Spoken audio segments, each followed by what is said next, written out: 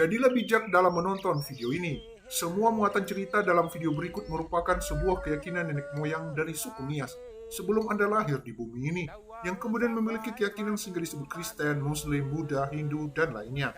Adapun cerita ini diambil dalam buku Asal-Usul Masyarakat Nias oleh P. Johannes M. Hammerle, OFM Cup. Di channel ini kami tidak membuat sebuah deklarasi dan mengangkat satu teori yang paling benar. Namun channel ini menampilkan semua teori, mite, cerita dari sejarawan, tokoh, dan buku yang beragam dan membuatnya dalam sebuah video.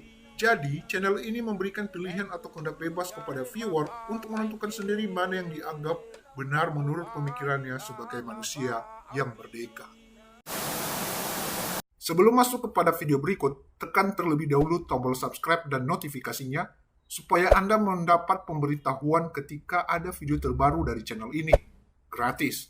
Dan jangan lupa untuk share video ini melalui media sosial Anda karena berbagi pengetahuan itu indah ibagu. Oke, langsung saja. Menurut Yosafat Efdahi mengatakan bahwa patung yang diarak-arak dalam upacara adat istiadat dan ritual keagamaan tradisional masyarakat Mainamelu sesungguhnya bukanlah harimau yang kita kenal saat ini, melainkan badannya menyerupai anjing, kepalanya seperti ular naga. Bila mana dimulainya tradisi Famadaya harimau, sampai saat ini belum ada dokumen sejarah yang otentik menyebutkannya. Namun bila dikaji secara mendalam, ternyata interpretasi folklore yang berkembang diungkap bahwa secara kolektif Famadaya harimau merupakan bagian integral dalam kehidupan masyarakat Mainamelu. Hal ini tercermin pada upacara adat istiadat dan ritual keagamaan leluhur Mainamelu pada masa lalu. Pada zaman dahulu, bermimpilah Melu di Hili Wamoda Dana.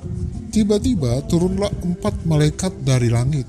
Di sebelah kanan bernama Okailani dan Soafia Leni. Sedangkan di sebelah kiri bernama Saharafia dan Sibendraia. Untuk menemui Melu melalui mimpi, malaikat itu membawa rohnya di bawah pohon berfusi. Lalu malaikat itu menyuruhnya untuk menebang pohon itu. Kemudian dari batangnya membuat sebuah patung. Kalau sudah selesai ditebang, kata malaikat itu, ambillah seekor anak babi berwarna putih dan seekor ayam berwarna putih yang terbaik. Kemudian biarkanlah ia hidup selama 7 tahun untuk berkembang biak dimanapun ia mengembara, yang disebut dengan istilah Foloito.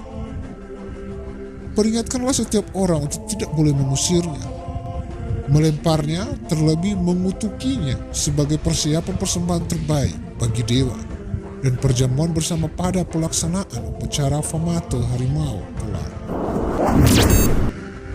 Setelah mencapai 7 tahun, kumpulkanlah seluruh kaummu, mengusung patung tersebut, kemudian mengagung-agungkannya dengan tari-tarian sembari berarak-arakan. Ketahuilah bahwa di atas panggung patung itu nantinya Inada Samihara Luwo Dewa Pencipta akan duduk untuk menyatakan kasih dan keadilannya bagi semua orang. Lakukanlah ini sampai ke anak-anak cucumu sepanjang masa. Dalam waktu tidak terlalu lama, Melu membawa 2 orang tukang kayu, seorang di sebelah kanan dan seorang yang lainnya di sebelah kiri, dengan menggesek dan merautnya. Setelah menyelesaikan selama 7 tahun menjelang bulan purnama, masa musim panen mulai berakhir.